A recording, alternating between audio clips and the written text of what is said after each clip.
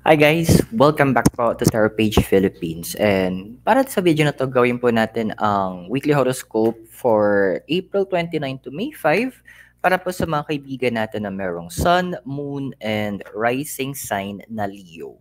So kung bago kayo sa channel, please click the subscribe button, bell notification, and palike na rin po ng ating video. And kung okay lang, paki-share na rin po ang ating video na to sa mga social media accounts nyo po, pati po sa mga group chats natin. And tandaan natin po yung mga readings, they are for guidance purposes. May free will ka, use it wisely. At kung gusto nyo malaman kung ano po yung sun, moon, at rising signs nyo po at para saan ito, yung benefits, sa dulo po ng video may link po tayo para dito. And sa mga naghahanap po ng private readings and spellworks, message niyo po ako sa ating Facebook page. Yung link po is nasa baba sa description ng video. And those who would like to send their donations, you can send it via GCash Maya. The number is on your screen. And pwede rin po yung ating join button or yung ating thank button. Yung thank you, yung may heart.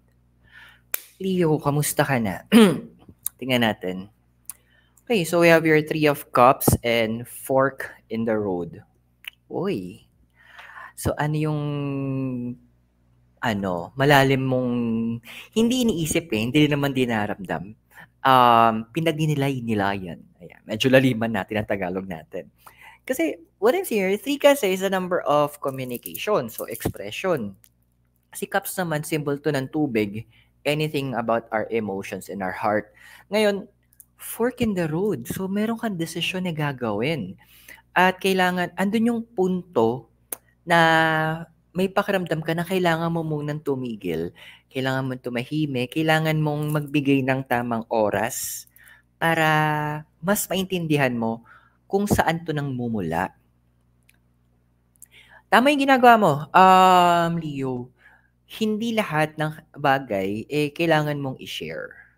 Hindi lahat ng mga nararamdaman natin or iniisip natin kailangan nating ipaalam. Meron ko nabasa noon na quote sa Facebook. Sabi niya, your personal concerns does not need public attention. May point. Kasi 'di ba, kung yung issue is personal, bakit mo kailangan dalhin sa social media? Anong reason, 'di ba?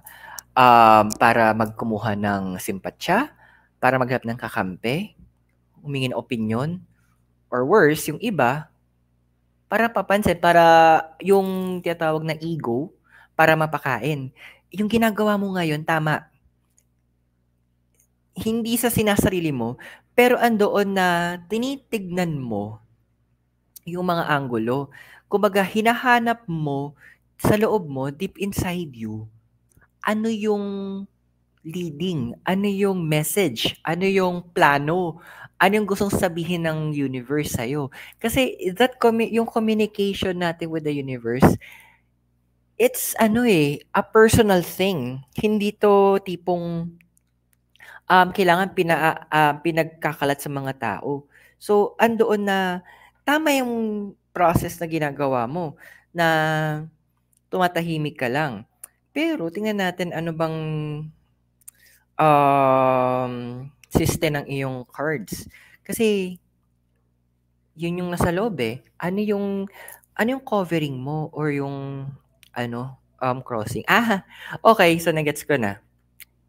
So we have here is the Hermit and Round and Round. So trivia lang, ang Hermit kasi connected to sa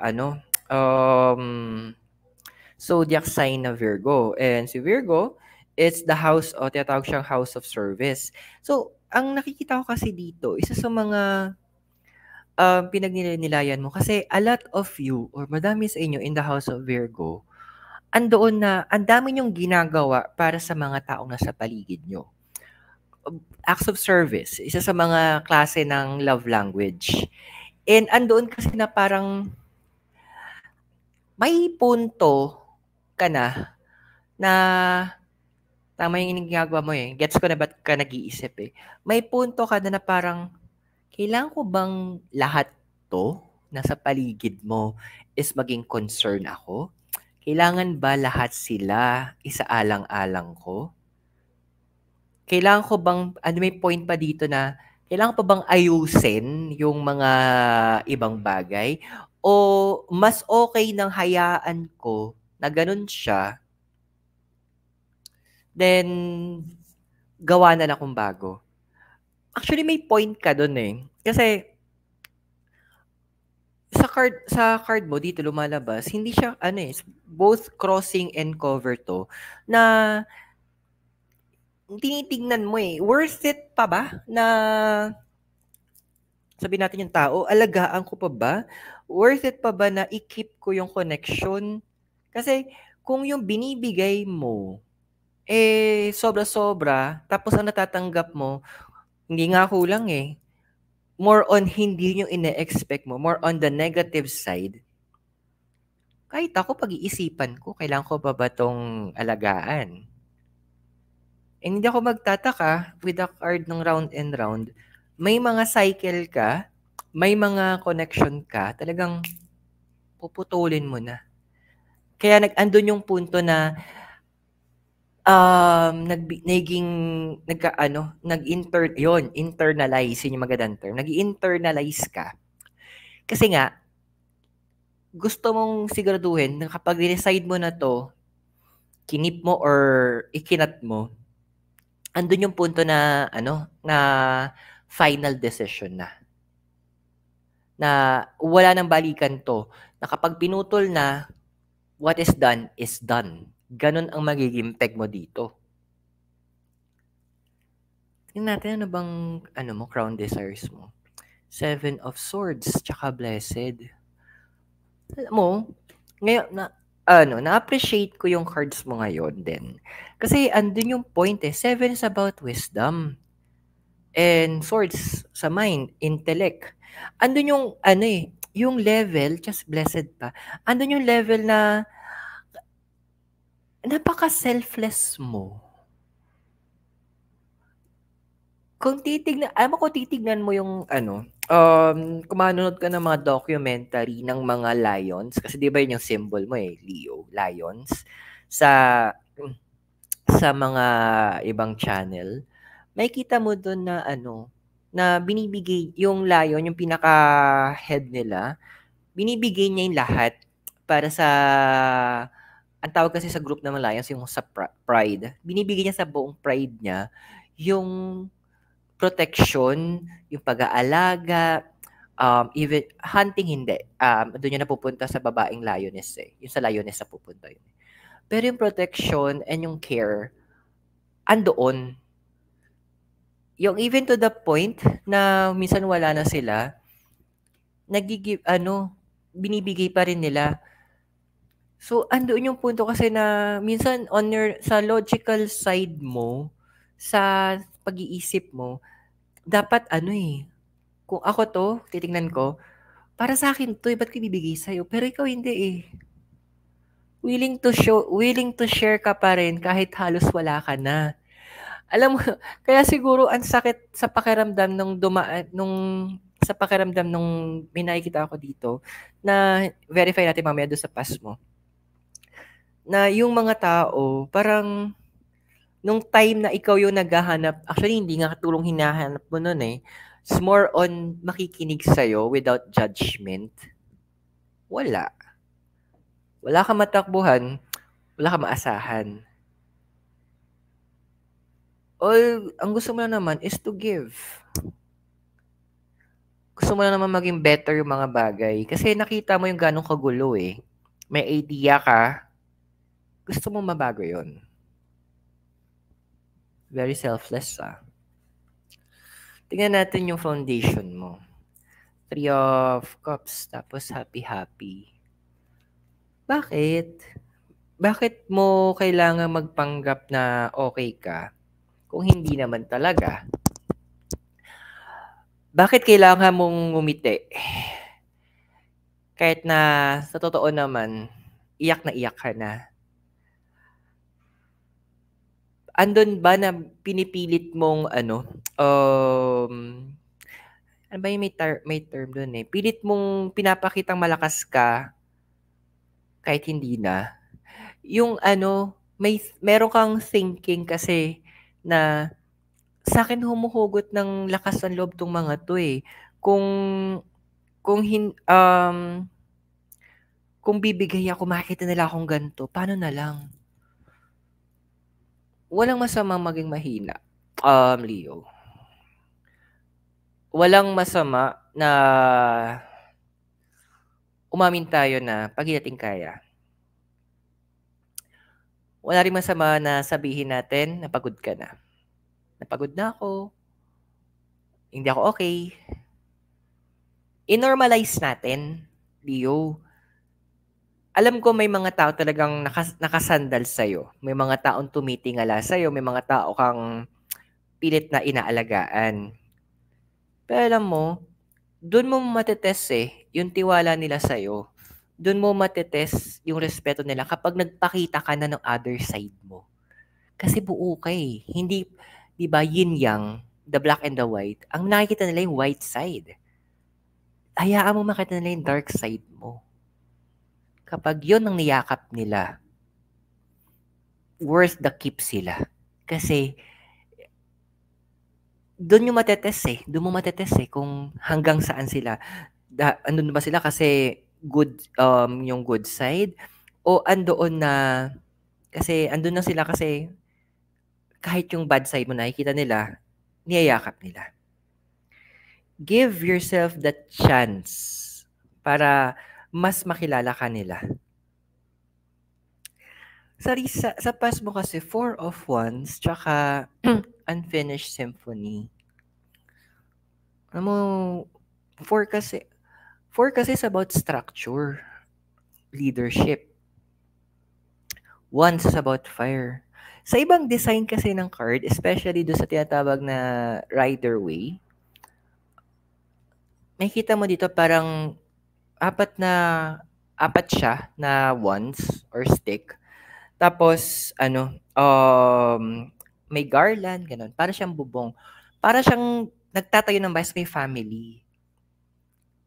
Yes, a lot of you guys, hinuhugot niyo yung lakas sa past, yung inspiration niyo from your family. May iba nga sa inyo with Unfinished Symphony. May iba nga sa inyo meron kayong mga hidden promises sa kanila na 'pag ako kunyari yung mga ganito, "Pag ako nakapagtapos ganyan, mas naging mayaman ako, ibibilhan ko sila mama at papa ng bahay at lupa." Mga gano'n. Lagi kaming hindi mauubos yung laman ng bigas namin, lagi kaming may ulam na masarap. At that tender age, ang bata mo nun, gano'n na iniisip mo, gano'n na yung heart mo. Kaya hindi ako magtataka, babalikan ko 'tong desire card mo, hindi ako magtataka na napaka-selfless mo, na lagi mo sinasaalang-alang yung iba bago yung sarili mo. Kasi nakita mo din sa mga taong nagmamahal sa'yo na gano'n sila. Paalala lang nga, Leo, hindi 'pag sinabing pamilya, kadugo agad ha. Kasi meron tayong mga kaibigan na tinuturing nating pamilya. Sila yung pamilya sa puso. Yung iba nga sa inyo, speaking of that, may mga promise kayo na sa mga kaibigan niyo na, "Basta 'pag ganyan-ganyan, okey ako, bla bla bla, tutulungan kita," gano'n, gano'n. And you kept alam mo yun, yung promise na yun, andun pa rin sa puso mo. Yung promise na yun, hindi mo gustong bitawan. Yung promise na yun, hino-hold mo pa rin. Ang galing mo. Ang laki ng puso mo. Sabi nila ang Leo, fire sign, very fierce. Pero kung titignan ko pa rin ang Leo, di ba symbol nyo, lion? Pusa pa rin yun eh. Malaking pusa nga lang. And di ba si Mikay nga, iba sila magmahal. Ang pusa, is either mahal kayo o hindi eh. At grabe magmahal ang pusa, alam ko yan. Iba ka magmahal. Kakaiba. Tingnan natin yung possible na ikaw. 5 of Wands, tsaka 35, Loyal Heart. Alam mo susuportahan kita. Suportahan kita kapag may mga kasi may nakita ko dito na habang pinuputol mo yung mga koneksyon na hindi na kailangan, habang tinatanggal mo na yung mga tao na sabihin natin na naubos na yung pasensya mo, may mga i-o-open yung universe. Hindi lang siya opportunities eh. Kasi magsosolo ka dito eh. Solo mode ka sa Loyal Heart. Kumbaga, parang for a moment, para kayo isang kapatid mo na fire sign, si Aries. Si Aries kasi, trailblazer, pioneer. So, magpa-pioneer ka. Paano kayong fire sign? So, magpa-pioneering ka ng bagay. And, ang maganda dito kasi, sa pag-pioneer mo, ikaw muna yung makakatanggap nung um, blessing. Kumbaga sa alulod, 'di ba? Para ka magiging alulod muna. So may mga ibibigay sa yung opportunities yung universe. May mga i-open sa na skills, pwedeng talents to. Ikaw muna yung magte-testing. Then ikaw din yung makakaano na makikita mo yung benefits. Makikita mo din na, ay, okay pala to. Maganda pala to. Ito yung gagawin ko. So, andoon yung punto na, na, sabihin na lang natin bibigyan mo ng chance yung sarili mo na ikaw yung mauuna. And ang benefit mo dito, since ikaw yung mauuna, since maganda yung kakalabasan nito, andoon na ikaw yung una makakaranas ng mga blessings na to. So, sa'yo mo nadadaan. Then, sa iba naman. Kasi hindi napapayag yung universe bigay ka ng bigay. Very wrong. Pagbigay tayo ng bigay, friend. Of course, kailangan tumatanggap din ikaw. Kasi at the end of the day, you need to also invest on yourself, di ba? Check natin yung physical environment mo. The full, tsaka young. Well, may mga nawala talaga. Hindi ko alam kung gamit tong nawala. Mga important things sa'yo. And sobrang medyo hindi naging maganda yung impact sa'yo. Kasi inalagaan mo May, iba sa inyo kasi sentimental din kayo What I'm seeing here kasi na may nawala, masakit, sabihin natin, pwedeng physical item to May nawala, pero andun yung point, pag may nawala, naniniwala ko, may kapalit. Kasi, energy exchange tayo If you give, you receive, iba? Giving and receiving. Ang galingan iba sa inyo may mindset. Meron, hindi ko alam kung tama nakikita ko dito, na ang nawala is money. Andoon na syempre parang, ay, pera, ganyan. Pero bigla nagkakaroon ng mindset na na sana'y nakakuha, kailangan niya. Kakaiba ka. Hindi kita, alam mo yung point na kakaiba in a positive way. Sana tagawa na mag-take advantage sa'yo. Nakakapikon kasi kung gagawin nila sa iyo. Ang emotional mo. Magician, flexibility. Yung totoo, matutulog na lang pag may humingi ng tulong, karipas. Alam mo, okay siya walang masama na tumutulong tayo. Maganda yon kasi yun yung purpose natin we help, di ba sabi nga ni Apostle Paul sa Galatians chapter 6 verse 2, carry each other's burden. So, andun yung punto na magtulungan tayo na buhatin natin yung bigat ng bawat isa. And you're doing that. Kasi with the card of flexibility, talagang literal, flexible ka. Pero kasi ang question ko dito, sino bubuhat nung bigat mo? Kaya hindi ako nagtataka may mga tatanggalin ka talaga sa life mo Kasi andoon yung point na you invested, naging selfless ka, ano yung ganti nila, 'di ba? Hindi ka masamang tao sa part na 'yon. Nagiging realistic ka lang. Yung ginagawa mo, ako suportahan ko, tama 'yan. Kasi hindi man puwede sa mundong ibabaw, hindi man puwedeng puro give lang tayo. That's very wrong. Kaya may mga relationship ka din na puwede mong tigilan na kasi hindi na balance, eh. Let's see your hopes and fears. So, Ace of Swords tsaka Regeneration. Well, ang lumalabas dito is a hope. Andun kasi na ano, eh, ang isa sa mga hope mo is hindi exactly ma-duplicate mo yung sarili mo sa ibang tao. What I'm seeing here kasi, is yung point na shine-share mo kung anong meron ka. 'Di ba, yan nga, babalik tayo dito, na gusto mong magbigay at umaasa ka, hindi man nila maibalik sa'yo yung nagawa mo, na ipapasa nila na ang gagawin nila is ipapasa nila sa iba. Yung tawag do'n is pay it forward. Kasi may mga bagay na hindi natin magagawa ng ibalik sa ibang tao, eh. So, yun yung hino-hope mo na kung ano man yung na-share mo, puwedeng resources 'to, puwedeng oras mo, payo mo, pagtulong mo, kahit ano man 'to, meron deep inside yung hope na sana makita ko na ipapasa nila sa iba. Sana kung papaano ko sila trinato na parang pamilya ko, gano'n yung gawin niya sa iba. Kumbaga imbes na tsismis yung pinapakalat natin, 'di ba, goodness ang pinapakalat. Nice one.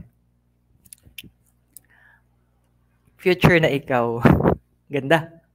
The Devil and Never-Ending Story. Trivia ka sa card ng Devil. Connected to kay zodiac sign na Capricorn. Si Capricorn, tinatawag siyang House of Career. Alam mo na.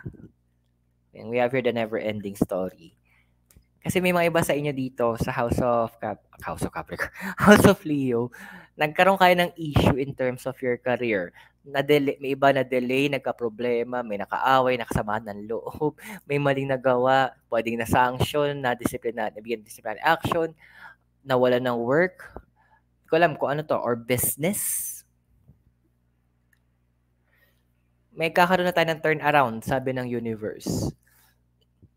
Pumasok na tayo sa Taurus season, eh. Taurus is about money and resources. So, may turnaround na. Remember, sa past mo,